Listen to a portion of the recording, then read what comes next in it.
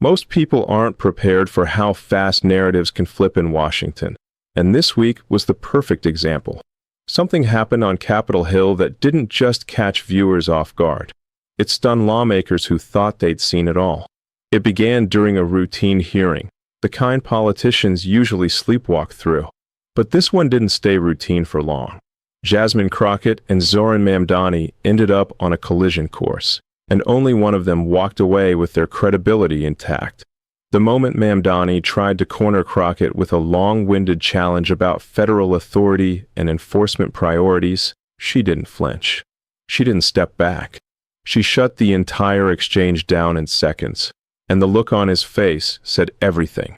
Instead of folding into a defensive crouch, like so many members do when they feel pressure, she broke down his argument point by point and exposed the gaps he thought she wouldn't notice. This wasn't a heated shouting match. It wasn't an outburst. It was surgical. Observers who were expecting another vague talking point got treated to one of the clearest examples of how preparation can trump theatrics in Washington. And while that exchange was playing on cable networks, something else happened miles away. Something far more consequential. Trump made a move that surprised even some of his closest advisors because it wasn't reactionary. It was timed. It was deliberate. And it was aimed at shifting momentum in a direction no one expected that day. The sequence was almost uncanny. Crockett dismantled Mamdani's argument in real time, and before pundits could even process the clip, Trump stepped forward with an announcement that immediately drowned out every other headline. It wasn't a response to her moment, but it synced with it in a way that made Washington insiders pause. When two things happen at once that both redefine the conversation, people start asking whether they're looking at coincidence or an intentional overlapping pressure point. Trump's move was framed as a policy pivot, but it wasn't really about policy. It was about reclaiming initiative. The kind of initiative that reminds his supporters and his critics that he can still shift national focus whenever he wants. He walked right past the media narratives swirling that morning and reframed the entire news cycle around something that hits every voter: economic pressure, government accountability, and leadership strength. It wasn't theatrical. It was calculated. The timing almost made it feel like he was signaling a broader message. While the left was arguing among themselves, he was already moving on to the next play. And that contrast matters because people underestimate how much perception shapes reality in politics. When one side is caught flat-footed and the other side appears organized and moving with purpose, public confidence shifts. Crockett's handling of Mamdani showed discipline.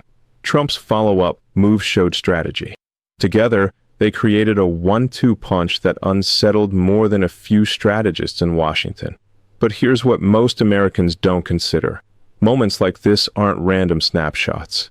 They often reveal the underlying power dynamics of who's actually driving the national conversation. Mamdani expected a debate. Crockett gave him a correction.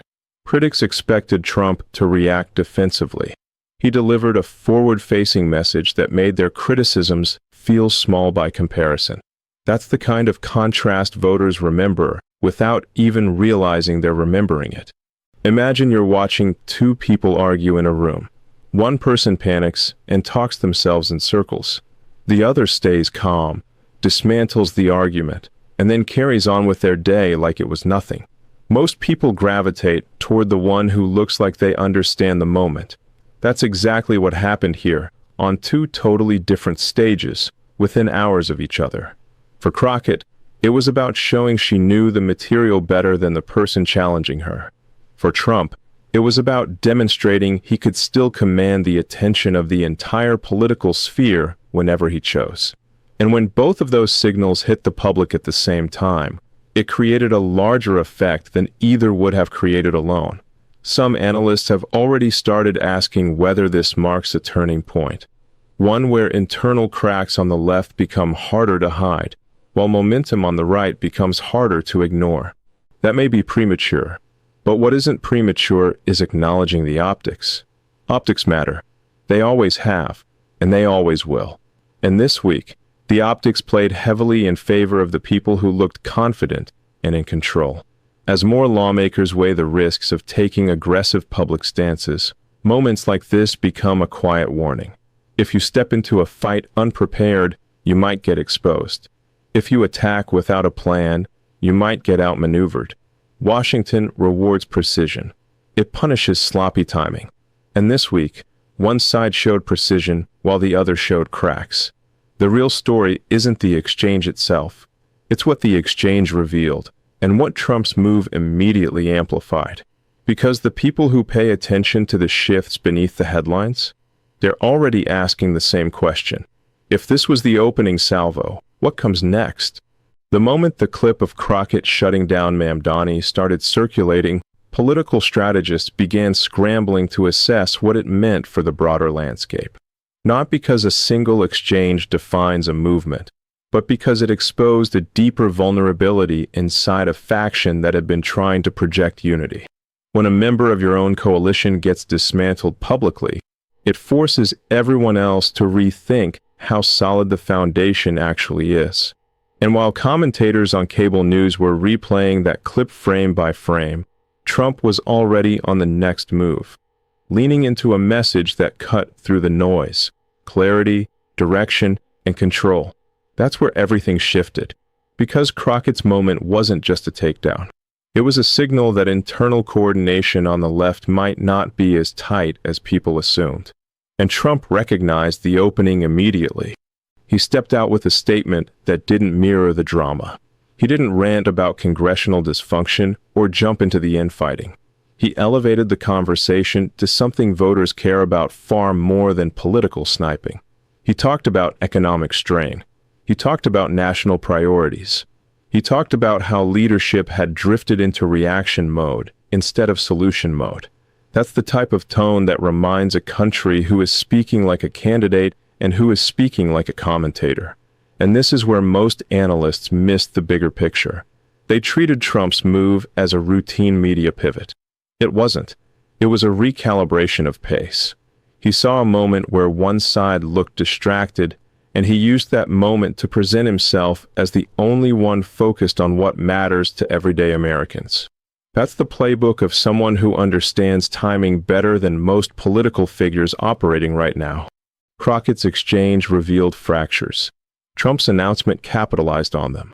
And for voters already exhausted by the constant churn of symbolic fights, the contrast became its own argument. It's easy to underestimate how much Americans crave competence. Not perfection, not ideological purity, just someone who looks like they know what they're doing. When Mamdani stumbled, it reinforced a narrative that's been quietly building. Certain voices on the left are more interested in optics than outcomes. Crockett's response, while sharp, also raised questions about who's actually aligned internally and who's drifting in their own direction.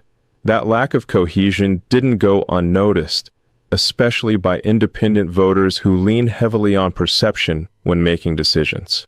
If a movement looks unsure of itself, people hesitate. Meanwhile, Trump used his airtime to highlight something that cuts across ideology: rising costs, lagging wages, and a sense that Washington still doesn't understand what normal families are dealing with. He didn't attack Mamdani.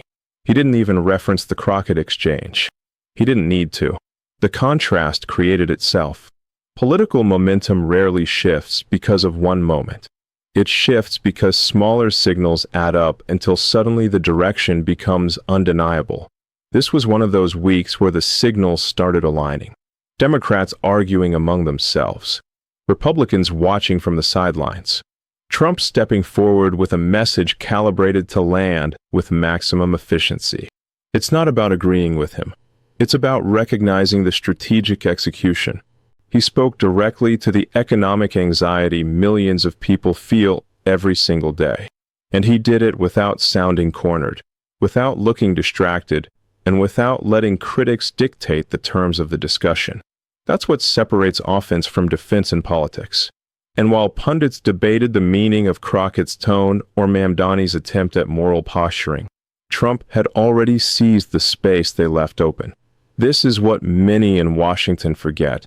The American public doesn't follow every committee hearing or every intra-party dispute. They follow the energy. They follow who looks strong. They follow who looks like they can steer the ship. This week, strength wasn't on the side of those arguing with each other. It was on the side of the person who walked past the noise and spoke to the people whose patience with political drama is wearing thin. And something else happened that didn't get enough attention. After Trump's statement, several lawmakers who usually maintain a cautious distance from him quietly echoed his economic messaging. They didn't amplify his name. They amplified his talking points. That alone tells you the direction the wind was blowing. Politicians don't borrow frames unless they think those frames will resonate. Crockett's moment, while powerful in its own right, unintentionally spotlighted a disorganized environment. Mamdani's stumble amplified the uncertainty. Trump's message filled the void, and he filled it with something people were already thinking but weren't hearing clearly from anyone else. Leadership is about timing. It's also about recognizing when the other side hands you the stage. This week, Trump didn't take the stage. He waited for it to be cleared, then walked up like it was his from the beginning. Analysts who follow political cycles closely know that weeks like this tend to be forgotten quickly by casual observers, but they leave a lasting imprint beneath the surface. They shape donor confidence. They influence internal strategy. They shift the tone of the next debate before the debate even happens. And for a political environment already fragile, this was a reminder that momentum can pivot in a single afternoon if one side looks fractured and the other side looks focused. The question becomes, was this a one-time slip or the start of a pattern? Crockett's assertiveness might win her praise. Mamdani's misstep might fade into obscurity. But the overarching problem remains. If internal alignment keeps breaking in public, voters begin to wonder who's actually leading the conversation on the left. Meanwhile, Trump continues positioning himself as the only person speaking directly to the issues voters cannot escape: inflation, instability, and the sense that Washington's priorities are upside down. And that message is only going to get louder.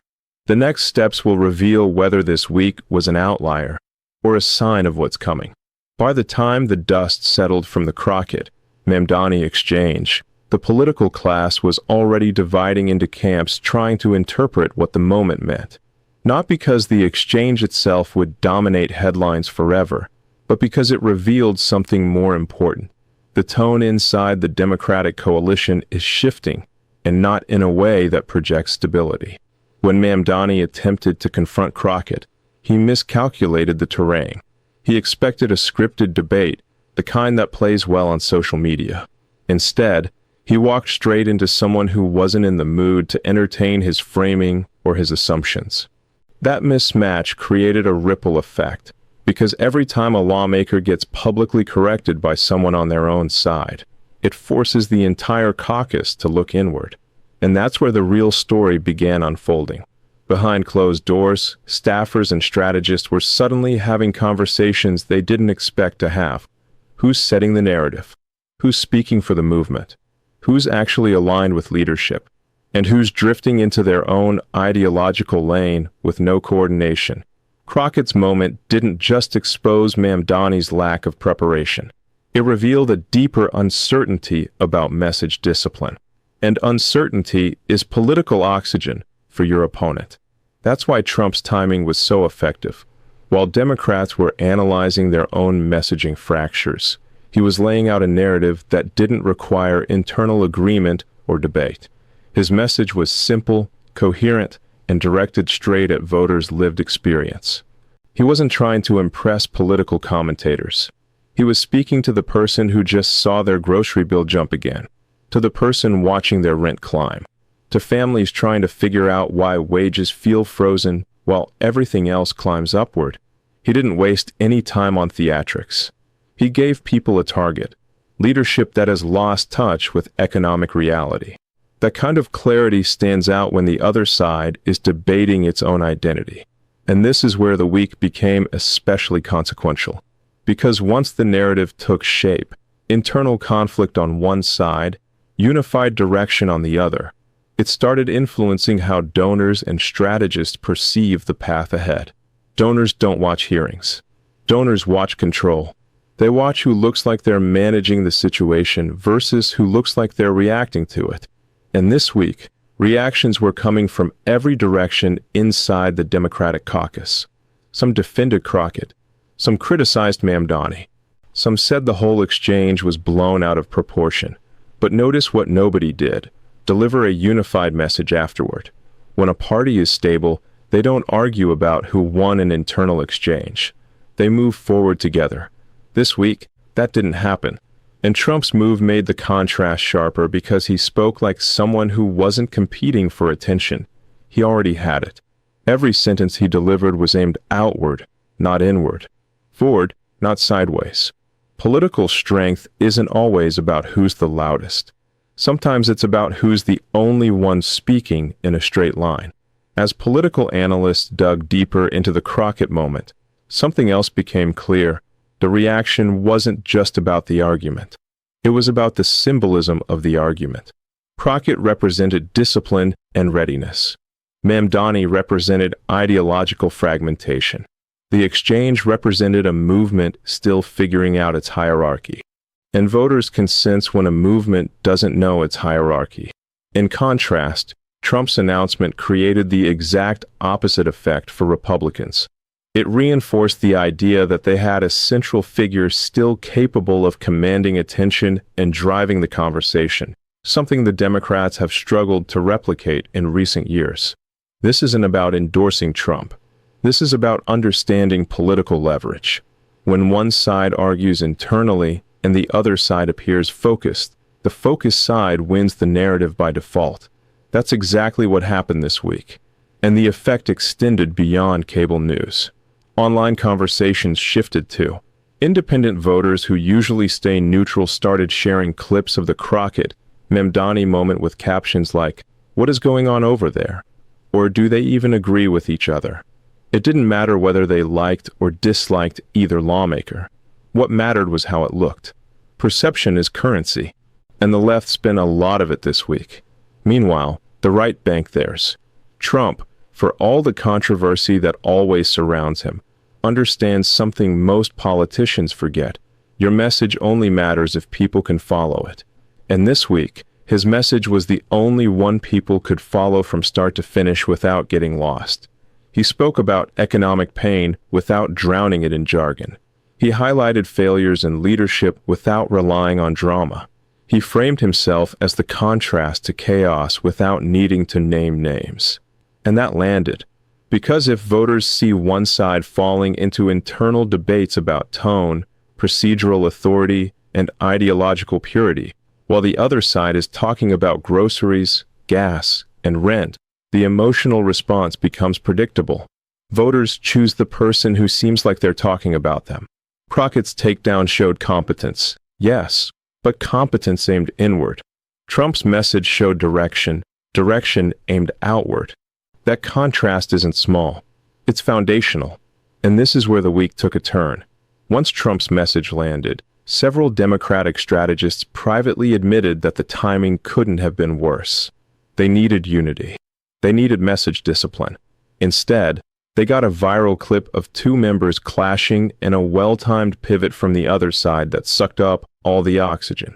This wasn't the kind of moment that tanks a movement overnight, but it is the kind of moment that contributes to a slow erosion if not addressed.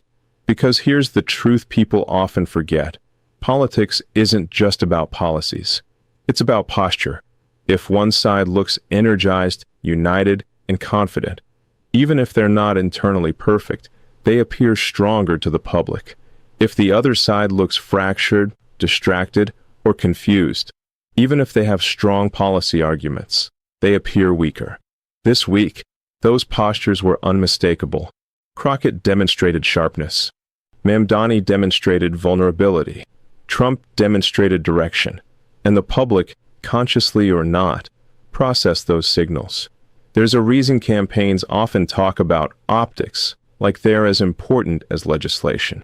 It's because voters respond more to how leaders carry themselves than how they explain their policy architecture. And Trump understands optics better than almost anyone in today's political landscape. His move wasn't flashy. It wasn't aggressive. It wasn't even meant to overshadow Crockett. But it did overshadow the broader Democratic narrative because it gave voters something simple they could latch onto. People don't remember details. They remember impressions. And the impression this week was clear. One side was arguing about itself. The other side was talking about the country. That's the kind of imbalance that campaigns study very closely, because moments like these, the unexpected ones, often predict future shifts. Not dramatic ones, not immediate ones, but subtle shifts in energy, confidence, and perception. Movements rise or fall on those little shifts. And the question now is whether Democrats will treat this as a warning or dismiss it as a viral moment with no consequence. Because if they don't address the underlying cracks, these exchanges will keep happening. And each time they happen, the contrast becomes clearer. Meanwhile, Trump is already preparing his next message, his next move, his next strategic moment. He knows how to time them. He knows how to amplify them. And he knows exactly when the other side is distracted enough not to notice. This week was only one snapshot, but snapshots form patterns, and patterns become narratives, and narratives shape elections. The next phase is where things get interesting, because Crockett's moment was just the beginning. Trump's move was just the opening. What comes next will determine who controls the momentum heading into the next political cycle. By the end of the week, the political atmosphere felt noticeably different. What started as a sharp exchange between Crockett and Mamdani had expanded into a much larger conversation, one that stretched beyond committee rooms and press clips and into the strategic circles that shape how campaigns move forward. The reason wasn't the exchange itself. It was the ripple effect that followed. Democrats weren't simply reacting to a disagreement. They were reacting to the realization that internal fractures, once exposed publicly, are much harder to repair than people assume. And Republican strategists recognized an opportunity the moment they saw it. When Mamdani stumbled and Crockett stepped forward with precision, the visual impression was that one wing of the party was grounded while another wing was improvising.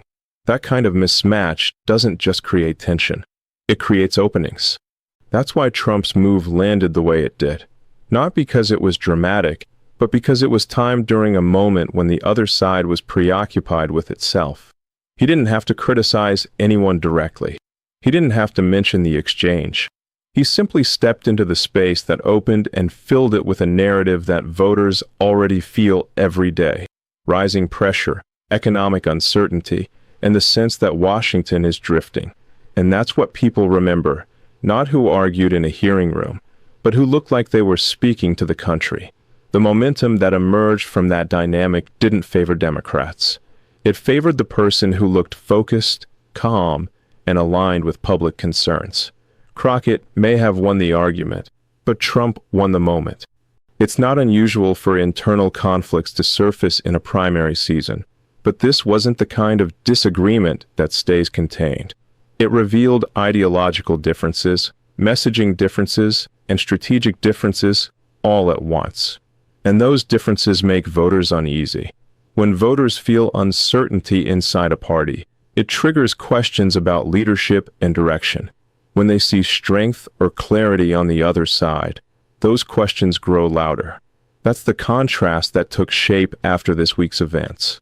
Crockett's sharpness highlighted a divide. Mamdani's misstep exposed it. Trump leveraged it. And the result was a shift in perception. Not dramatic, not explosive, but steady and noticeable. Political shifts rarely happen with a bang. They happen with moments like this, where one side looks distracted and the other side looks prepared. And for Democrats, that's the danger. Not the clip itself, but the pattern it suggests. If these internal clashes continue to surface publicly, they won't just create bad press. They'll create a narrative of instability. Narratives are powerful. Once they stick, they're difficult to unwind.